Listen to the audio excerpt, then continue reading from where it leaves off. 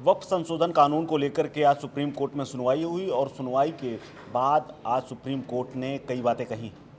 Supreme court ने बाकायदा कई ऐसे बदलाव करने के लिए कह दिया है जिसको लेकर के दोनों पक्षों में सहमति बनेगी या नहीं ये देखने वाली बात होगी। लेकिन जो मांग थी, जो पिटीशन थी, उसमें ये मांग थी कि वक्फ संशोधन कानून को रद्द किया जाए, लेकिन रद्द करने से सुप्रीम कोर्ट ने इनकार कर दिया है। लेकिन कुछ प्रावधानों में फेरबदल की बात कही। मेरे साथ आसिफ जी हैं। आसिफ जी, किस तरह से फैसला देखते हैं? सुप्रीम कोर्ट का बहुप्रतीक्षित फैसला था आज का, और क्या इंपॉर्टेंस है आज की इसकी? बिल्कुल, बहुत इंपॉर्टेंस है। बहुत ही संतुलित फैसला सुप्रीम कोर्ट ने दिया है। पहली बात तो ये है कि जो धार्मिक स्वतंत्रता की बात हो रही थी, मुस्लिम समुदाय उठा रहा था कि उसकी स्वतंत्रता का हनन हो रहा है इससे, और सरकार इस पर जबरन प्रक्रिया कर रही है, एक्ट बना रही है। तो उस पर इस फैसले से सुप्रीम कोर्ट ने बहुत संतुलित फैसला दिया है। इससे आप देख सकते हैं कि ये फैसला धार्मिक स्वतंत्रता के आधार पर भी दिया गया है ताकि उनके अधिकारों का हनन ना हो, और इसके साथ साथ जो प्रशासनिक काम होते हैं वक्फ बोर्ड में, उसमें भी पारदर्शिता बनी रहे। उसको देखकर एक संतुलित फैसला दिया गया है, और मेरा मानना है कि इससे दोनों समुदाय खुश होंगे। जो एक्ट लाया है वो भी होना चाहिए, उसे भी होना चाहिए, और मुस्लिम समुदाय को भी होना चाहिए। बहुत सारी चीज़ें सुप्रीम कोर्ट ने इसमें बोली हैं अपने आदेश में। प्रावधानों में कुछ चेंज किया है। सुप्रीम कोर्ट ने ये कहा है कि हम ये फैसले इस एक्ट को रद्द नहीं कर सकते, ख़त्म नहीं कर सकते, लेकिन इसके प्रावधानों को कुछ बदलाव कर सकते हैं ताकि धार्मिक स्वतंत्रता, किसी के अधिकारों का हनन ना हो और प्रशासनिक शुचिता भी बनी रहे।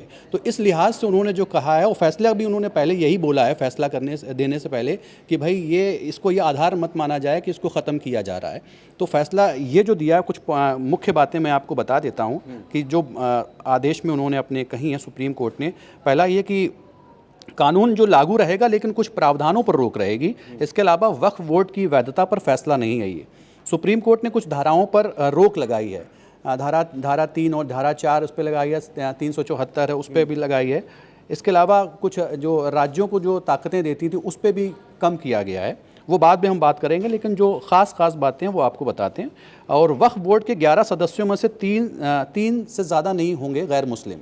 मतलब पहले तो ये था कि कितने भी रख सकते हैं, लेकिन अब ये सुप्रीम कोर्ट ने कह दिया है कि 11 सदस्यीय जो आपकी कैबिनेट बनेगी, समिति बनेगी, कमेटी बनेगी, तो उसमें आप 3 से ज़्यादा गैर मुस्लिम नहीं रख सकते हैं। और जो इनका सीईओ होगा वो मुस्लिम ही होगा। जो टॉप पहले कहा जा रहा था कि डीएम और जो शीर्ष अधिकारी होगा जिले का, वो होगा, वो भी होगा। कुछ नेता भी हो सकते थे उसमें, कुछ विधायकों को भी रखा जा सकता था, लेकिन अभी भी हो सकता है वो चीज़ें हों, लेकिन 3 से ज़्यादा गैर मुस्लिम उसमें नहीं हो सकते हैं।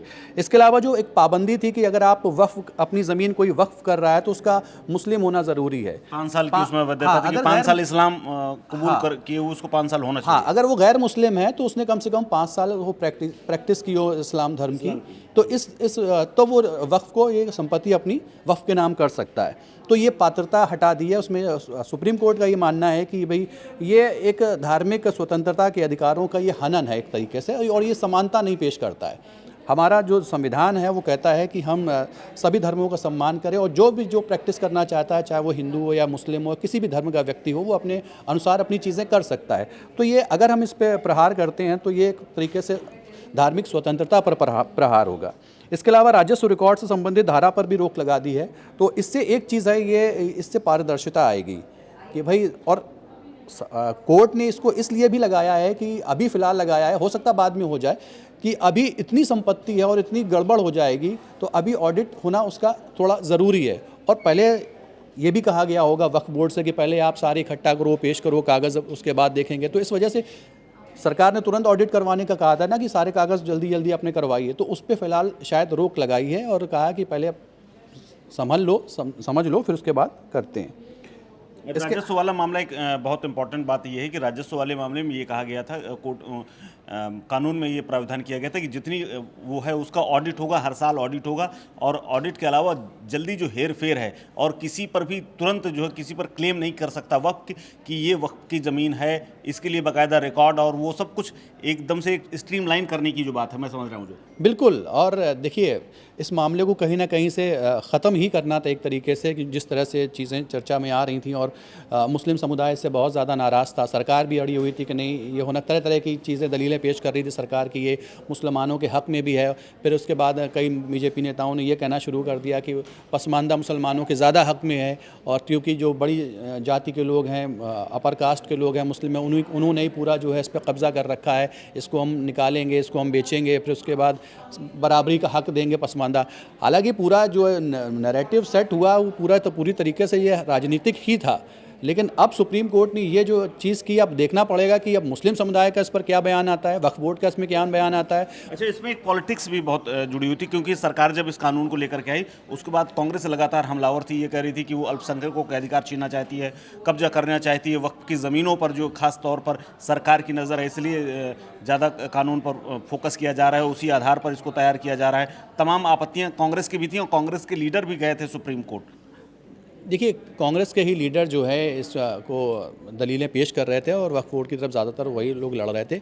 और रही बात अगर राजनीति की, तो ये पूरी तरीके से इसमें राजनीति हुई भी है, ऐसा नहीं है कि इसमें राजनीति नहीं हुई, इसमें पूरी तरीके से राजनीति भी हुई है। सरकार की पूरी कोशिश रही है कि इसको जो है किसी तरीके से ये पेश किया जाए कि हम गरीब मुसलमानों के लिए जो है ये सब कर रहे हैं। वक्फ बोर्ड की ज़मीन ज़्यादातर बेची जा रही हैं, खाई जा रही हैं। एक आरोप ये भी लगा, विपक्ष ने ये आरोप लगाया कि सरकार जो है वो संपत्ति पर अतिक्रमण करके अपने लोगों को देगी या कब्जा करके अपने लोगों को देगी। ये बहुत दूर की बात है, अभी तो इसका कोई वजूद ही नहीं है, तो इसको हम कह भी नहीं सकते। लेकिन कहीं ना कहीं एक डर भी पैदा किया गया मुसलमान विपक्ष की तरफ से मुसलमानों के लिए। भले ही चीज़ अच्छी भी हो सकती थी, बुरी भी हो सकती थी, वो बात की बात थी, लेकिन राजनीति दोनों तरफ से हुई है। विपक्ष ने भी राजनीति की है और सरकार ने भी राजनीति की है। ये डर पैदा हुआ। इस फैसले के बाद जो सुप्रीम कोर्ट ने फैसला दिया, कुछ प्राविधानों पर रोक लगा दी, कुछ धाराओं पर जो रोक लगा दी, कुछ को रद्द करेगी, अभी उस पर सुनवाई आगे होगी। अभी तो ये एक फौरी तौर पर जो शुरुआती फैसला है वो है, अभी बहुत सारी चीज़ें आएंगी, भी बहुत सारी चीज़ें अभी कोर्ट से निकल करके आएंगी, उसके बारे में भी हम आपसे बात करेंगे। लेकिन क्या अब ये लगता है कि पॉलिटिक्स कुल मिला के खत्म हो जाएगी यहाँ से, कि अभी वक्फ बोर्ड की पॉलिटिक्स अब और शुरू होगी? नहीं, अभी ख़त्म नहीं होगी, ये तो शुरुआत है, इसे शुरुआत कहेंगे और ये अभी ये चलेगी, चाहे फैसला आ जाए, चाहे पूरी तरीके से पटाक्षेप हो जाए इस मामले का। लेकिन ये मुद्दा जिस हिसाब से इसको निकाला गया था, ख़ास तौर से वो जिन जो कहते हैं ना, जिन निकल आया वो मरने वाला नहीं है, अंदर जाने वाला चिराग में दोबारा नहीं है, ये अभी रहेगा मुद्दा। अभी दोनों तरफ से भी होगा, अभी हो सकता है अभी और पिटीशन दायर की जाए। अभी तो हालांकि भी मसला अभी और भी चलेगा, अभी फैसला, ये फाइनल फैसला नहीं है। तो राजनीति तो इसमें राजनीतिक ही मुद्दा है, ये पूरी तरीके से राजनीतिक मुद्दा है वो धार्मिक, लेकिन है वो राजनीतिक मुद्दा। अभी विपक्ष ने ये भी आरोप लगाया था कि भाई वक्फ बोर्ड में ही क्यों गैर मुस्लिम लोग होने चाहिए, और मंदिरों के जो ट्रस्ट, हाँ सब में होना चाहिए फिर तो, लेकिन सिर्फ मुसलमानों के ही स्थलों में ही क्यों होने चाहिए? मंदिर भी हैं, वहाँ भी मुसलमानों को रख दो, सिख गुरुद्वारे हैं, वहाँ भी मुसलमानों को रख दो। तो ये उनकी दलील भी है अपनी तरह से, एक सही है कि धार्मिक स्वतंत्रता है कि अब जिसका जो मंदिर है तो मंदिर वाले देखेंगे, मस्जिद है तो मस्जिद वाले, दरगाह वाले दरगाह वाले देखेंगे। तो इनमें 3 लोगों को डालना गैर मुस्लिम में यही मुद्दा पैदा कर देता है, कि विवाद का पैदा कर देता है, और यही राजनीति की वजह है।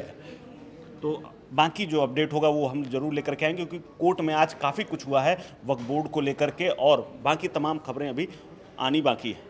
कैमरा पर्सन बंटी के साथ Kuldeep Dwivedi, one India Hindi. Subscribe to One India and never miss an update. Download the One India app now.